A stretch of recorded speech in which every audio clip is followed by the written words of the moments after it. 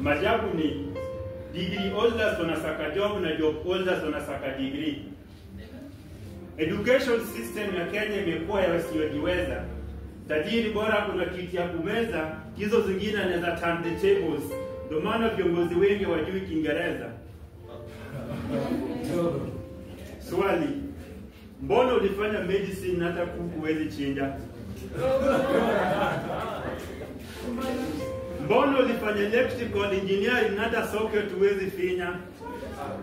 Majabu ni tulizifanya ndio tushtue, lakini what goes around comes around. Siku hizi ni sisi tunakushtua form ikitokea.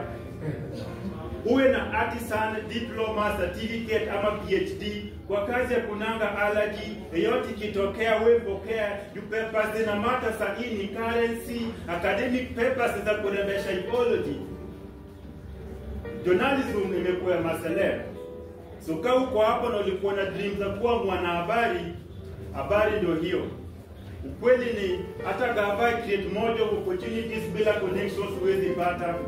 Na hiyo graduation gown bila connection ni leso tu. Lakini msigive up, because brighter days are yet to come. Brighter days are yet to come, lakini kama utafuti utangoja, na hiyo ngoja yako haitakuumiza matumbo, this time itakuumiza meno, juu kila situation itaumana. Mbona expect kula pizza every terrific Tuesday na unachukulia life kuwa mboga?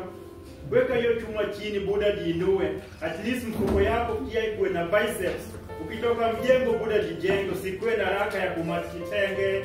Love siku hizi ni dark humor itakupea brain tumor. Mamanga aliniambia kuna age nikifika nafanya itafute side hustle, sio side chick. And whenever everything goes wrong, I want you to know one thing. You can always lack a shoulder to lean on, but you'll never lack a ground to kneel and pray. Thank you.